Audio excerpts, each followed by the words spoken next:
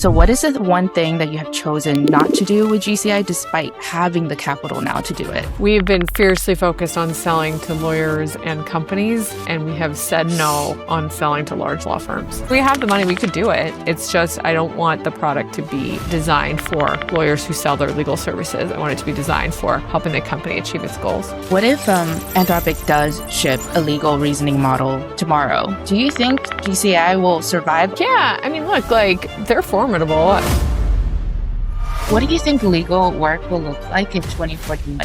Legal work will largely be done by agents. Will redlining continue to exist? It's a little bit of a relic, right? Today, I'm joined by Cecilia Ziniti, founder and CEO of GCI, a 3-time general counsel that has lived the exact pain points the product is trying to solve. Cecilia has built GCI specifically for in-house legal teams. And what I find especially interesting about Cecilia is that she is at the intersection of being a lawyer, a teacher, and a founder at the same time. So today, we'll talk about what it takes to build AI for legal teams, where GCI fits in a very crowded market, and what she thinks the future of legal work will look like. So let's dive in. Welcome, Cecilia. Thanks, Anna, for having me on. Excited to be here. Yeah, so it's been about 6 months since you closed your 60 million Series B, a whopping, very impressive 555 million valuation. Congrats. The last time that we spoke, you mentioned that GCI is now serving 1,800 legal teams, which is really insane growth. And my first question to you is, what's different about GCI today that it wouldn't have been possible 6 months ago? Yeah. So we have deepened our focus on the things that companies and their lawyers need. So we've launched an API so you can access GCAI in native spaces like within your CLM or within whatever workflows you want to create. We have deepened our solutions offering. So we have, with the 1,700 customers, we have a critical mass across a lot of industries, right? So we see a lot of retailers, financial services, tech, and there's a constant craving for making the product more and better for those areas. So launched a bunch of things there. I would say the third thing is we've just made the product better. So you referenced our benchmark study. We basically have come out and found that we end up being about 5 to 10% more accurate than the foundation models. And that core work, we've launched an R&D group led by my former boss actually at Amazon. And we've got, very experienced attorneys working on the core quality. So I would say those are the biggest differences, but also fun stuff. We're up to over 100 teammates now and, reach many more legal teams than last we spoke. So very excited about the progress. And I would love to touch on the benchmarks in a little bit, but before we get there, a lot of people might assume that more funding doesn't necessarily mean more freedom with what you want to do, what you want to build. And I imagine you would now have a lot of pressure to scale, to expand, to also look bigger and also be faster. So what is the one thing that you have chosen not to do with GCI despite having the capital now to do it?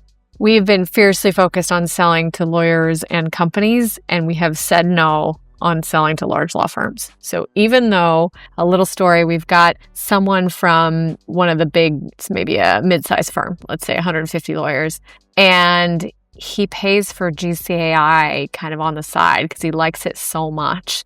And he said, can you sell to my mid-sized law firm? And I said, you know what? No. Even though it would be good revenue, we've decided to make roadmap razor focused on the needs of companies. So we're much more focused on integrations with others in the business, right? So I did a poll on my LinkedIn and I asked, as in-house counsel, with whom do you collaborate more? Is it legal? Is it with others in the business? Or is it with outside lawyers? And something like 85% of the folks said that it was with others in the business as in-house lawyers. And that's reflective of my own experience. But basically, having a North Star around that has, exactly as you said, allowed us to focus. Because, we have the money, we could do it. It's just, I don't want the product to be designed for lawyers who sell their legal services. I want it to be designed for helping the company achieve its goals. And taking one step back, you were a 3-time GC, and now you're also the founder. What was the shift that happened when you switched from the hat that you used to wear as a guardian of risk for the different companies that you serve to now being a founder? Do you think you are more aggressive now in terms of, accepting risk? Or what was that mentality shift that you went through? Yeah, so I think the shift from general counselor to founder is very similar to the shift from being a law firm lawyer to being in-house, where, you're shifting from identifying the risk to unlocking the possibilities. And I think I was a particularly effective GC in part because I had that mindset of like, we are going to launch this product. I always counsel more junior lawyers of like, you cannot have the mentality of like, can you believe the crazy business they want to do, whatever it is, in that they mentality? It has to be like, okay, we're all on the same team here. We have a legal skill set within legal that we can use to unlock regulated areas or to launch quicker or to, protect the company from downside in the form of advising on HR, all these things. So the shift to CEO has been kind of that amplified. Now, I still want great lawyers. And in fact, I think I would say I appreciate the general counsel role even more now that I'm a CEO than I even did when I was in it. But I certainly have, a lot of empathy on the CEO side. You seeing possibilities and making them real is the job. And when you were a general counsel, and I heard in one of your podcasts how you talked about the story of when you first saw ChatGPT come out and used it, and you're like, wow, this is going to change the way our profession is going to work. I want to be a part of it. Take me from that moment on to how you started GCAI and how you met Bardia, who is your other co-founder for the business. Yeah, so Bardia and I worked together at Replit, which is, of course, a vibe coding platform. At the time, the term vibe coding hadn't even been established. But the idea that, by bringing, great elements of a platform plus AI, you could essentially democratize software is very similar to what we're seeing now with law, right? So that idea really captured me of like prior iterations of legal tech, CLMs or matter management or signature platforms, all fabulous products. I love me some DocuSign, but it's not the actual work of a lawyer.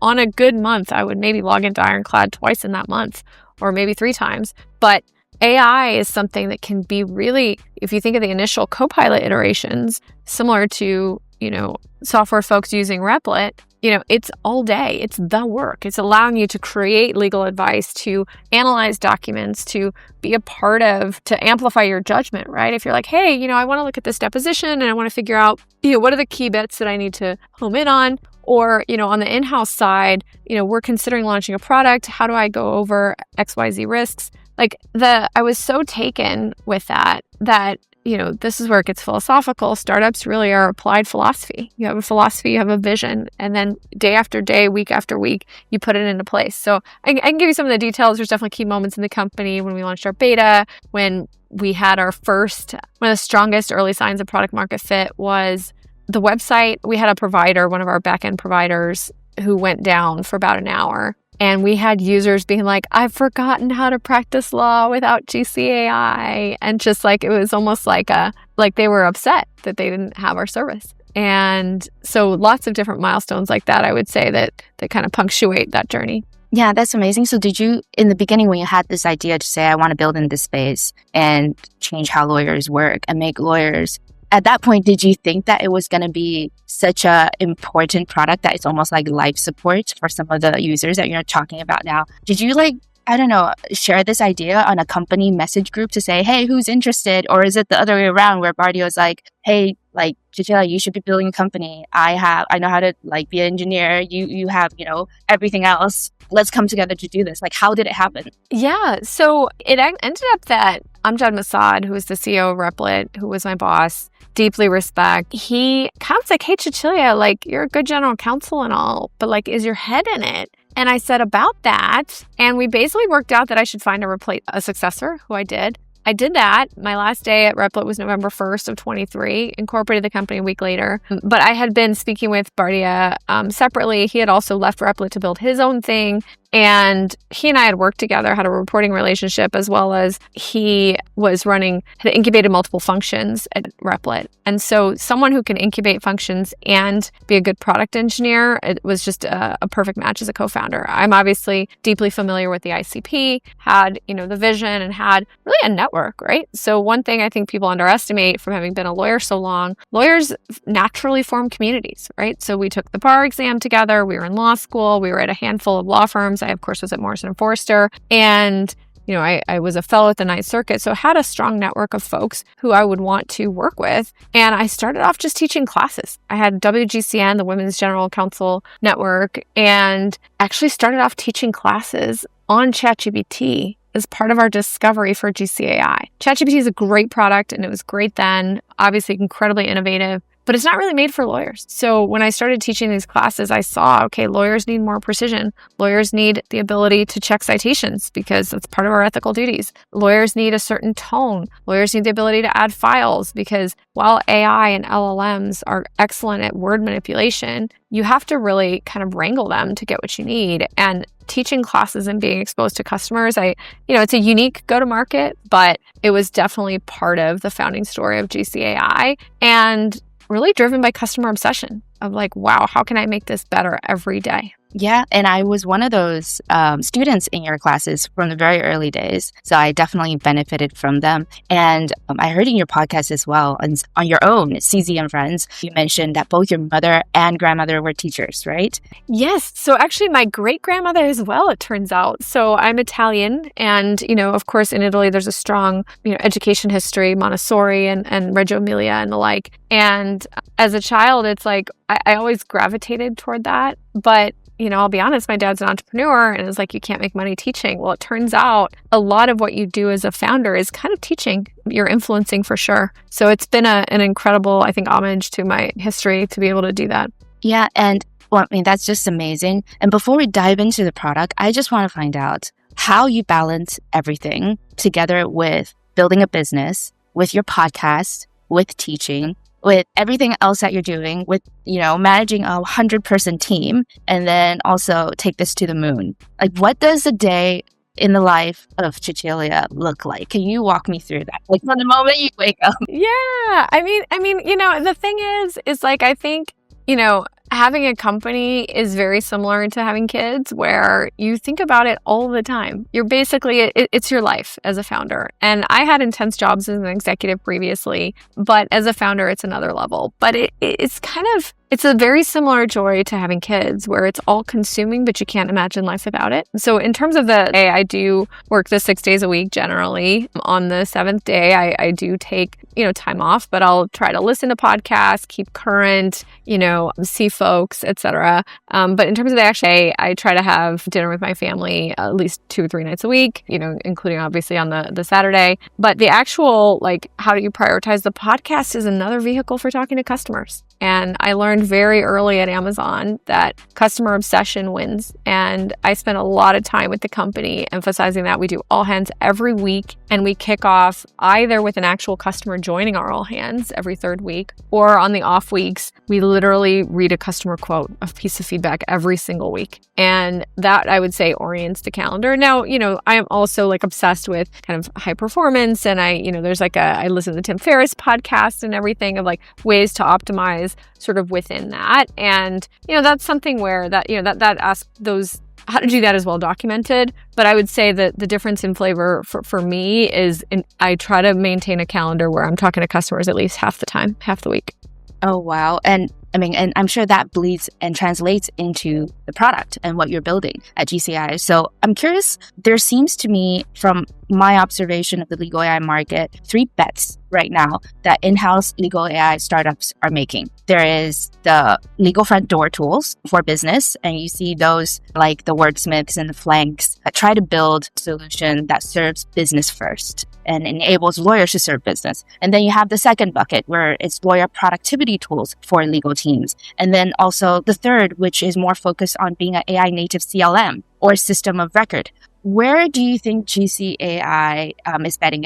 From my observation, GCAI is definitely betting. And in 5 years' time, which of these bets, these 3 bets, do you think will look very obvious in hindsight, and which do you think will turn out to be something more of just like in the market moment? Yeah, so the productivity aspect of being a lawyer's co-pilot, we went to that first but we did it in a unique GCAI way, which is to go after lawyers at companies in-house. And the reason for that is who's the best at providing legal advice to the companies? It's the people that work there, right? So the analogy I draw is David Zapolsky, general counsel of Amazon, been there 25 years, one of the top 10 highest paid execs in the building, seen the company through really everything, right? Antitrust, global trade, pricing, privacy considerations, considerations. And Amazon is actually in the news about legal issues relatively little, considering it's $1 trillion company. So thinking about how do we go from helping people and departments like David Zapolsky's department at Amazon, to then institutionalizing that and providing advice to, people say rest of the business, but I think it's really like the business.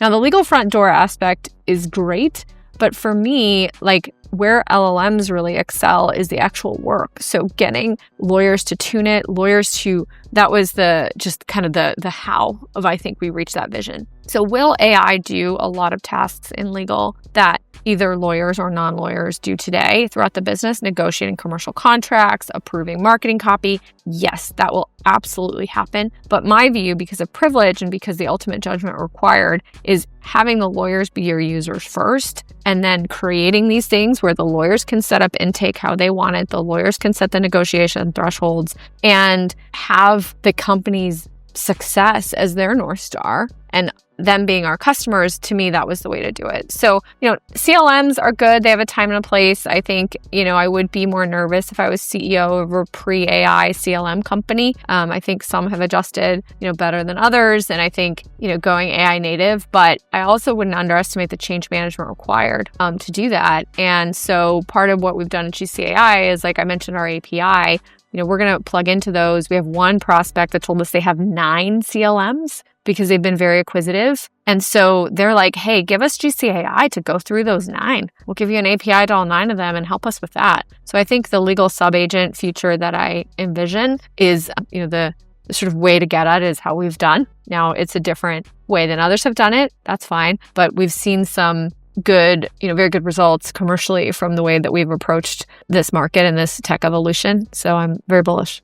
I'm also curious, which of the other 2 bets would you be more bullish about? Like, if you were to expand GCAI's capabilities today, would you focus on the legal front door part of it, or would you want to build out your own CLM? Yeah, so both are sort of strategic priorities for GCAI, but we're not going to build CLM as it currently exists.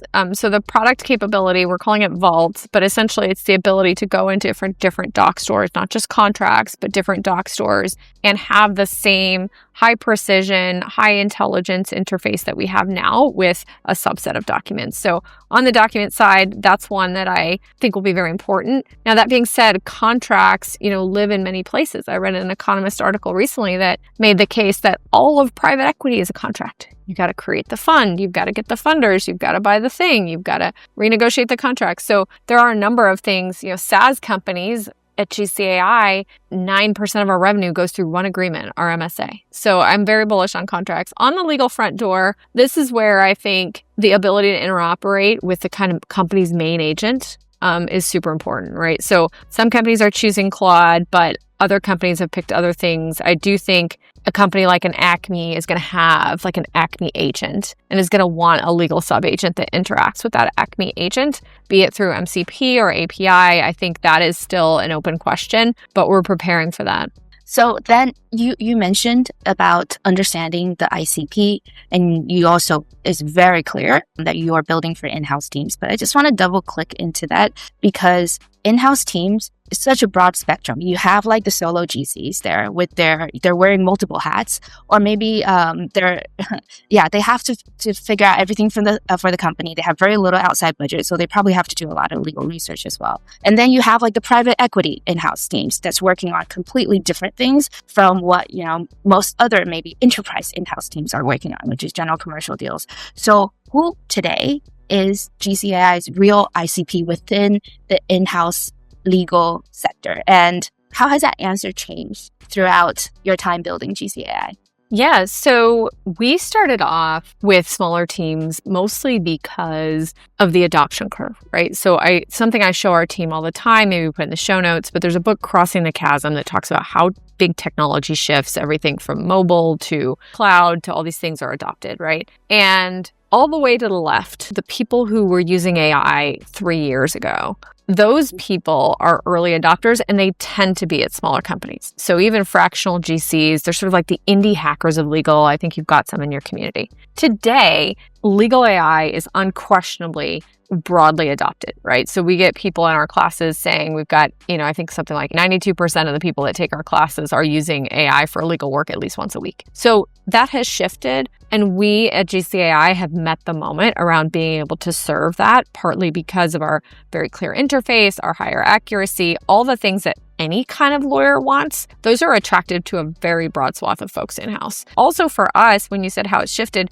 we get feedback every single day on the UI of the product, on the answer quality, on what people want to see. And so to your point, we've built that in. And as we've brought in our spectrum, been able to meet different sectors. We are pretty industry agnostic, although we have natural clusters, right? So we have retail as a cluster for us, a couple of retailers that we have that I can tell you about, Vuori, Arc'teryx, Bass Pro Shops. We've got Love's Travel Stops, which is the largest operator of convenience store, truck stops in America. And so there are natural groupings. A lot of them, for example, if you're a retailer and you've got to open new locations, you're worried about permit issues, regulatory around that, employment law.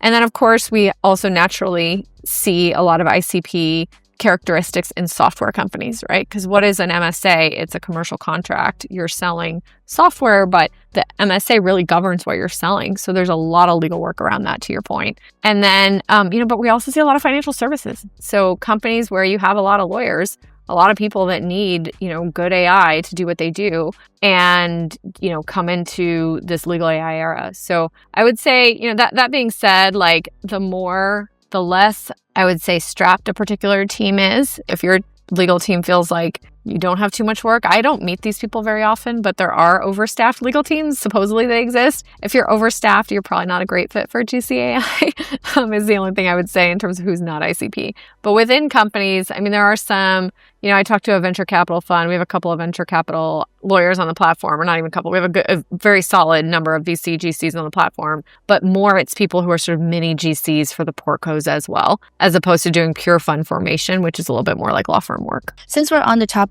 of how to evaluate what is a good fit or not for legal teams, if you were wearing the hat of the actual general counsel today on the buy side, how would you navigate between the different kinds of legal tech tools that's out there, targeting different kinds of use cases, and obviously with a different kind of product focus, whether it be legal front door or a CLM-centric focus, or, the Swiss Army knife that tries to cover everything, compared to the general purpose solutions out there, like Anthropic, like ChatGPT, compared to just building something internally, given that it has never seemed easier to vibe code and build yourself? And is a question, more nuanced than either this or that? Does it depend on what kind of legal team you're currently in? Can you walk me through that process of how you would navigate it if you were in the buyer's position today? Yeah. So kind of as a buyer, there's sort of three things I would do, just kind of like that are basically tool agnostic things. One is try the actual tools, like literally get in there and use them, ride the actual bike and compare them. Now, Claude for legal, pretty good, but I hear from people all the time, 6 hours of setup and I got nothing, or it hallucinates so badly, or do I really need to vibe code, whatever it is. I literally was GC of a vibe coding platform, and I still would say that I would consider software. So try the tools themselves, get in there and try it. Second, and assess the answer quality. So that's something that lawyers are really smart, and you're used to paying more for better counsel, right? You can decide to use a solo for something. You can decide to use a big firm. You can decide to use a mid-sized firm. You can find a specialist. You can find a generalist. You already know how to evaluate legal output. So apply that same rubric to your legal AI and your legal AI answer.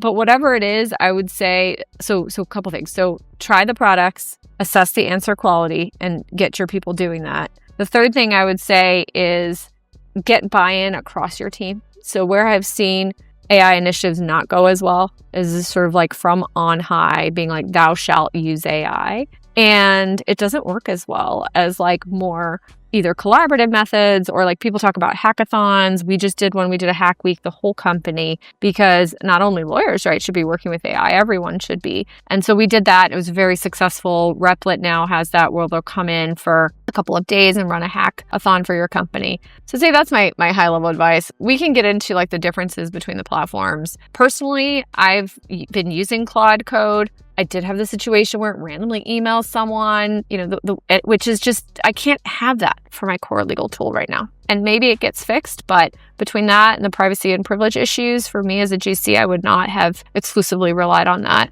my legal tooling. It's not there yet. Maybe it'll get there. And I saw the conversation that Anthropic had on Friday, but I would say from a maturity standpoint, it's about a year and a half behind where we are on GCAI in terms of the tooling and certainly on security and kind of amount of control that you have. So what if Anthropic does ship a legal reasoning model tomorrow? On top of all of the legal plugins and the connectors that they're building, they're also collaborating with lawyers and with communities to improve their product and build in legal specific functionalities. Do you think GCI will survive all of that if they ship tomorrow and make all of that happen? Yeah, I mean, look, like they're formidable. I don't believe that they're not. It's more just a question of, the ability to build my own car.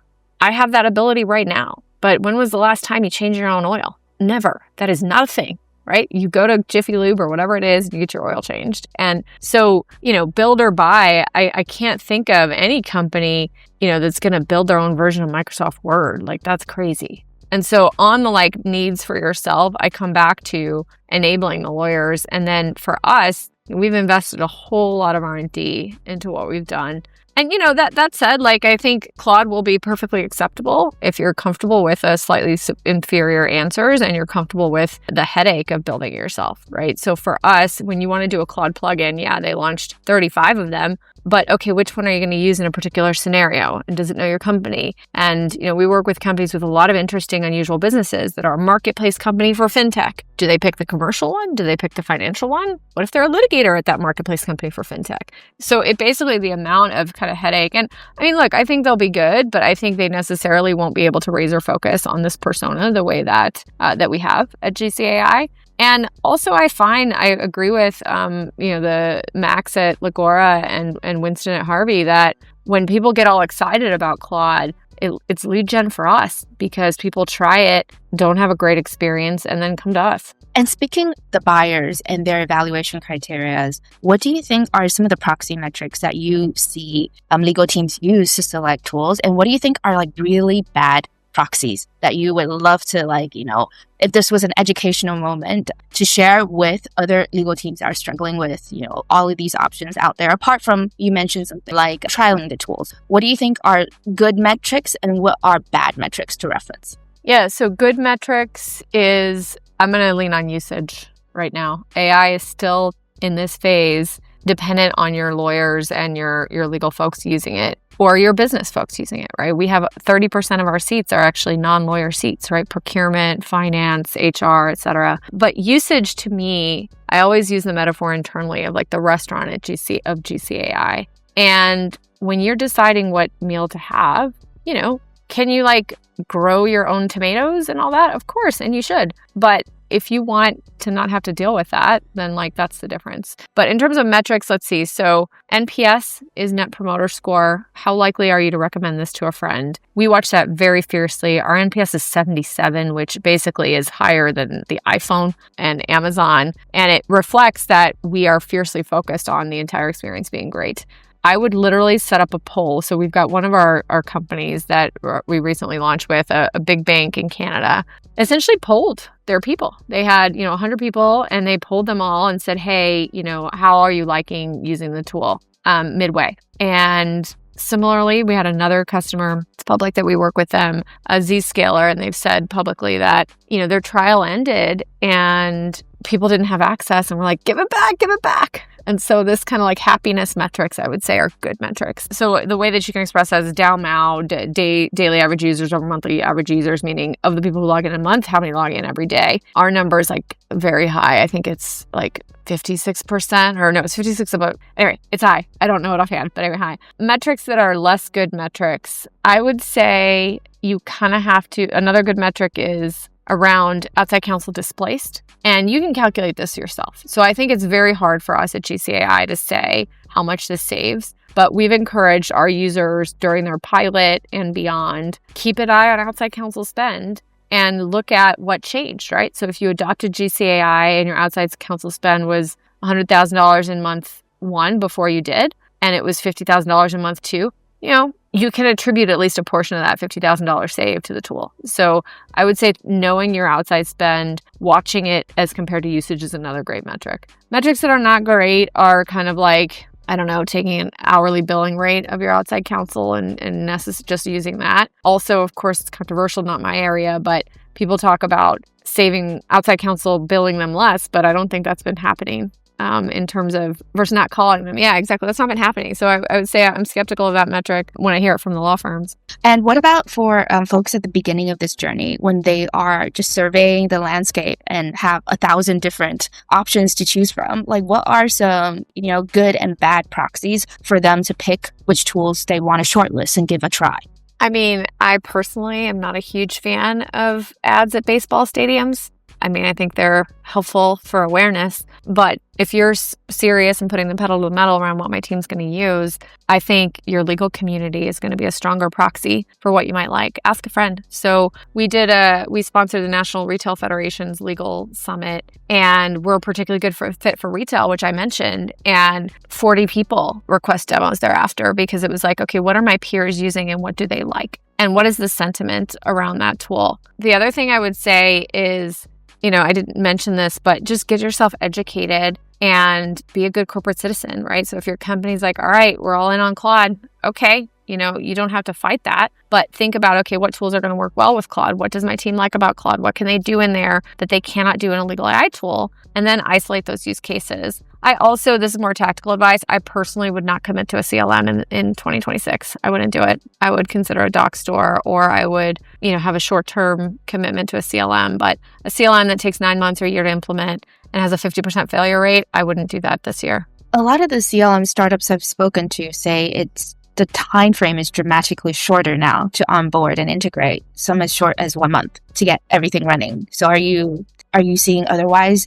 Does it actually take way longer than what they're saying? And what are the reasons for why you wouldn't suggest a legal team to commit to a CLM now? Yeah, so this is not an area I'm an expert in terms of implementation of legacy CLMs, but the fact that a lot of the CLM providers actually advise you have an outside consultant to implement them, to me, is a little bit of a red flag, because if it was that easy and it was that quick, why am I going to have to spend $25,000 on top of the $200,000 or $300,000 or whatever it is I'm spending on your platform? So we don't do that at GCAI. You can implement it with us, and it's part of at least for the core AI activities, it's part of what you get when you work with us. So I would say that's a flag. I would say for kind of the shorter time for the new age CLMs, that's great. Good. I'm delighted to see it. I would expect it. But I also am like, I think the use cases and the technology is evolving so fast. I would want to make sure that whoever I committed to was committed to, you asked earlier in the pod about speed of shipping. So GCAI, we've launched dozens and dozens of new things in the time we've been here, constantly raising the bar, in part because we got to be better than the foundation tools, right? So we're constantly adding more things. And we've had customers ask for features, and then we ship them that day. So I would say you're assessing partly the culture of the vendor that you're going with. What's a recent example of something that was asked for in a day and shipped in that day? Yeah, so how we do our projects, how you add files. Basically, someone was like, I want to be able to fork it in a particular way. And they asked in our user Slack, and then we did it. This was kind of a UI change, so it's a little bit of an extensive, but another good example was we do have fractional GCs who do bill by the hour. They asked us for timestamps. We ship timestamps. Company profiles. We have somebody wanted to alphabetize them. We alphabetize them now. So little stuff like that. On the alphabetizing, it might not be shipped yet. I think it was literally happened like last week. So I don't want to talk out of turn. So I need to check. But that would be another example. But it's funny because lawyers who are listening to this, hopefully by the time this pod airs, we will have launched it. But lawyers who listen, they love that kind of detail. And the fact that we are so earnest about that kind of stuff, I never ever want to talk out of turn. I want to make sure that, it's, claim substantiation, right? So I want to make sure that I'm doing the right thing. Well, that was properly calibrated. Yeah, so speaking about benchmarks, because you talked about how important answer quality is to GCAI and also about how legal teams should assess answer quality before they commit to a tool. You recently published a benchmark where GCAI beat ChatGPT, Claude, Gemini, and answer quality for a wide range of in-house legal tasks. My question to you is, and I know that a lot of people might think this, which is, if GCAI had scored worse than Gemini or any of the other general purpose tools, would you have published it? Yeah, I mean, we published a bunch of tasks, and there are some where GCAI is not the top performer. So we can take a look at those, and we will publish of our sample tasks. We'll publish a couple of examples for those. That being said, we assessed fitness for a GC, fitness for in-house. And we had R&D attorneys from Amazon and Nordstrom and Pinterest, all of whom, have done this job as part of the evaluators and came out with our criteria. So it's not surprising that an AI called GCAI would look at the best fit for GCs, but that was what we tested, and we were super honest about that. Would we have not published if it was worse? Yeah, look, I'm pushing the team on quality all the time, and we've been assessing quality, not calling it a benchmark report, but we've been assessing quality since our earliest days of existence when I was figuring out if I could even charge for this. So remember the history, I was teaching those classes, which I think you and others took, but I actually had a revenue coach at the time, and he said, Cecilia, people are using your app, hundreds of times a week. You need to charge for that. It's better. I don't care if you think it's not better for XYZ use case. You're charging for this. And so that's been something we've calibrated since the beginning. But yeah, I mean, look, we want the state of the art to improve. When AI models are better, it's better for everyone. We did have the surprising finding that GPT outperformed Claude on a variety of use cases, which I think there is a sense that Claude has the best models for legal. Certainly they market it that way. But, that was a surprising result that we found that we were comfortable publishing, notwithstanding that we have agreements with Claude and we're, very good relationship and so on. Yeah, right now, I feel like the entire industry is in competition with each other. Like you're cooperating at the same time, competing with each other, which is really interesting. But how do you think legal teams should read these vendor-published benchmarks without either being too cynical or too trusting? And the reason I say this is we all know, like, GCI isn't the only one that published their own benchmark, right? I will publish theirs, Harvey published also theirs as well. And then I see more coming down the line. And each vendor, not surprisingly, always ranked their tools first overall. So how do you think legal teams should approach? Yeah, this is where I come back to what I said at the top of the call, which is try the product. Like, your lawyers are smart. You know your use case. If a vendor doesn't allow you to try the product, for a while, it was the case that some of the bigger, or not some of the bigger, well, I don't want to name names, but there are vendors out there. Oh, you can. It's Harvey, right? So they would not give you a free demo. Like they would not be allowed to have a demo without talking to somebody. We've debated internally at GCAI. We have a self-serve motion where you can go to gc.ai/new. Anybody listening, go there, create an account. To me, hiding that is a little bit of a red flag, right? And so, conversely, the green flag is, you know what you're looking for, try it. I can publish benchmarks till I'm blue in the face, but to actually see it on workflows that you have, we have people from logistics companies. We had one incredible one where she called me. The answer was so good, she called me. She had to they had a job site where there was some essentially dispute, and she uploaded the relevant standard, the materials around the dispute, gave a little bit of background. And the letter that she wrote, she was like, oh my God, no changes. 3 to 4 hours worth of work easily, maybe even a full day. And, another guy on the retail side, I show him essentially an alpha version of our vault where he's needed to extract some information from leases. He's like, I'll never get my weekend back. And just this incredible jaw-dropping thing. I have empathy for GCs and things, comparing the different tools. There's a lot of them, but I would say in the case of redlining in particular, see what your playbooks are, get in there and do a head-to-head. It's just my best advice. And speaking comparison, what are the scenarios that GCAI would win in pilots, and when do you lose? Yeah, so we most often win when people try the product. So when people try the product where a significant portion of the team is actually in GCAI, we win north of 70% of the time.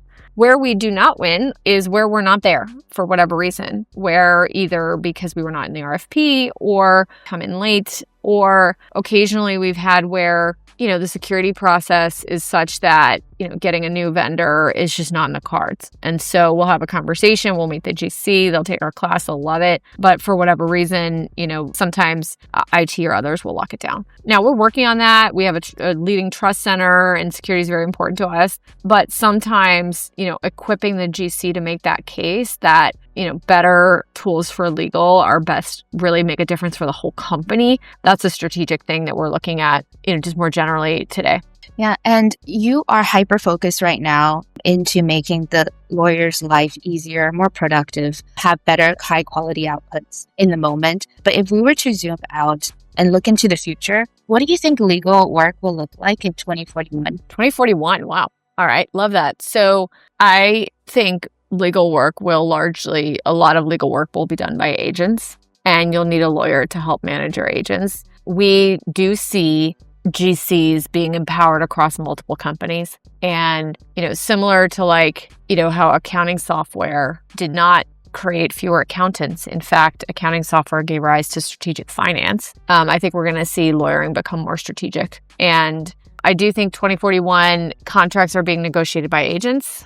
That's an easy one. But the core of what are you selling? Is there a meeting of the minds? Literally, that's what contract law is. I think that will need to continue. And who tunes those dials, whether it's a procurement person or a procurement person in concert with a GC who's one GC for the whole company, or how that works. I don't have the specifics on that, but I foresee that it'll evolve. Redlining continue to exist? It's a little bit of a relic, right? It's a little bit of a relic. But I think ultimately, if you think about philosophically about the purpose a contract serves, it's serving to memorialize that meeting of the minds. And so you can either have the contract on the front end or you can have the litigation on the back end, right? So to me, a good lawyer or a good contract negotiator in that case is figuring out what is the actual deal. So in our case, we're working on an acquisition now of a smaller company. And as part of that, the work is not so much the LOI. Yes, the LOI should be accurate and good, but it's what should be in there? What are we buying? What are we committing to? Should we do the deal? That's the strategy around it. And, the kind of how the earnouts work and stuff, there's some brilliant stuff to be done there. But I do think AI will significantly help, and it'll be able to assess, if you do this deal, how does this play out, right? Give me a whole bunch of scenarios in ways that you can't now. And there's one very interesting study that I read. It's a fun experiment from Anthropic, Project Deal. I don't know if you read about it. I don't know it. What is it? Where they use agents to negotiate different items for sale within the Anthropic team. And it was completely done, the deal from start to finish, by agents. Yes, it was their little eBay within Anthropic. I did read about that. Interesting. Yeah, I thought that was interesting. And that was just one sign to me that perhaps in just a few years' time, redlining, which is something made for human eyes to look at, is no longer maybe going to be relevant. Yeah, look, I think that we had someone, I think it might have been Nat Friedman, was saying that he had cooked up OpenClaw, and he basically had wired it to his Tesla. And, in your iPhone, when you look up something on Google Maps, it can send the location to the Tesla. TLDR, the AI decided that he was not getting enough of a certain nutrient, and it redirected his car to go to GNC, the supplement store. So it was it's terrifying, but it's actually when I think about it, I worked in autonomous vehicles at Cruise. I filed a patent on rerouting your autonomous vehicle based on sentiment. And this is very similar. This is the AI deciding, hey, you look sick, go get some vitamin C or whatever at the stores, emergency or whatever it is. So, crazy. So if you think about what is the offline equivalent or what is the law equivalent, I think it's what you described of this marketplace. So yeah, we're going there. I think, I get the question a lot of okay, what does it mean to be a lawyer anymore? Well, a lawyer asks the right questions. A lawyer does the right things. We similarly, I've heard a situation of an M&A being scuttled because, the asks from the founders, i.e. Claude, them using Claude, were so weird. They asked for liquidated damages or weird stuff. And it just was do you really want to do this deal? And, I think as a founder now, I don't want to vibe code my own lawyer. I know that I need that. And I know that I need, AI to help me. But at the same time, we also know what Ethan Malik said, which is the AI you're using today is going to be the worst version of the AI you're going to use. So then it's like when you first saw ChatGPT come out, in 2023, it's like, oh, it's pretty bad. Like, can't do anything. And look at it today. It's doing a lot of things. So do you think that in the future, as it gets better, and it almost sounds like a soundbite that, legal judgment is something that AI will never be able to replace because that's something that humans uniquely have. What if it could? And it is already doing that at some degree throughout the execution of these different tasks that agents are doing. It's exercising judgment. It's steering the car to GNC to get vitamins for your friend. So in those scenarios, do you think if you were completely candid, whether there will be realistic less lawyers needed in the future? And in the previous episodes, I've had founders have gone both ways up. So regardless of which way, you're not going to be alone. Yeah, fewer lawyers, but more technologists. I also think there'll be more disputes, right? So I hear from a lot of GCs saying their customer complaints have gone way up to have a legal flavor. Because anybody can write a letter to, Amtrak or something saying that their thing was late and they want a legal refund, right? So I think it will. That being said, the Economist article that I referenced earlier makes the case that in the US, lawyers have a special power more so than in other countries. We may see some equalizing there. I think that's fair to say. I think it's a great time to be in-house, also partly because you have the business and the lawyer skills. So if you only have lawyer skills, and if you only have written lawyer skills in particular, text-based analysis, diligence, that kind of thing. But, if you have a special skill like that you were an enforcement attorney at the Securities and Exchange Commission, you can be for darn sure it's very valuable to have you advising me if I ever have an SEC matter. So I would say, there may be a barbell effect of that special experience and then, kind of more lawyers at the low end. But I think it's more going to be the situation like what I said with finance and Excel, where the fact that we could do more will encourage. Now, they're going to bring it more in-house. I think that will absolutely happen. But that's how I see the world evolving. And would you recommend your kids to go to law school today? I would, but only based on, I would make sure they either knew AI or were using AI first. Okay, a few quick fire questions before I let you go, because we're actually speaking on a Sunday. Appreciate your time so much. What does your tech stack look like today? What is the AI stack of Cecilia running at the frontier of legal AI? So I love Granola. That is my meeting recorder of choice. We do give warnings on that, but I love that. I love Slack. We are very Slack forward. So we've got Slack connectors with GCAI, but also with Claude. Other big part of my tech stack, I do use Claude for scheduling tasks and things. We are building that in GCAI, but Claude has, a few more. We're building, of course, the API for GCAI so you can access it anywhere. I also am a heavy user of voice, and that's from having worked on Alexa. So I have a lot of Alexa devices. I'm disappointed Siri's not there yet, but WhisperFlow is the other voice tool that I highly recommend. It's basically just more accurate voice dictation. And who do you read or listen to? Because you mentioned that you listen to podcasts in your downtime. That's changed how you think about them. Of course, yeah. How I built this is a favorite. It's basically founders and entrepreneurs. And fun fact, the podcast episode with the founder of Sunbum, the sunscreen, basically it helped inspire the name GCAI because he said you got to tell people what it is. And Sunbum is it's got the sun in there, you kind of know. And it's also a super well-designed brand. So we try to do the same. What's one legal AI take you believe strongly with that most people would disagree? Lawyers are some of the best users of AI because they're really smart and great with words. All right. And the last one, what's something that most legal AI founders are feeling right now, but not saying aloud? I think it's Eustressed, EU-stress, where it's stress, but it's good because it's motivating. Thank you so much, Cecilia, for our conversation. I enjoyed it so much. It was fun. Yeah, this was fun. Good questions. I loved it. Thanks so much for having me.